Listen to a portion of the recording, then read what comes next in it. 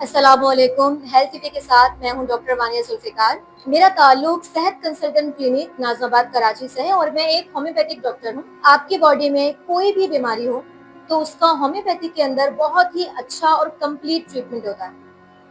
देखिए, मेरी जो ओपीडी टाइमिंग है वो दोपहर 3 बजे से शाम 8 बजे तक की है और हेल्थ टीवी पर मेरी वीडियोस बनाने का मकसद है कि मैं आपको कुछ हेल्थ टिप दे सकूं और इसके अलावा कुछ बीमारियों के बारे में आपको आगाह कर सकूं।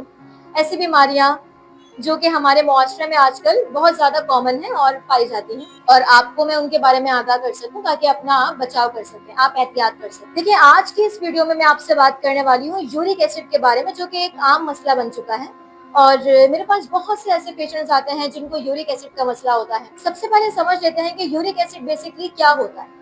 तो जी हाँ, यूरिक एसिड जो है ये हमारी बॉडी में पाया जाने वाला एक कुदरती केमिकल होता है जो कि ऐसे मादों के टूटने से बनता है जिसको हम प्यूरिन्स कहते हैं।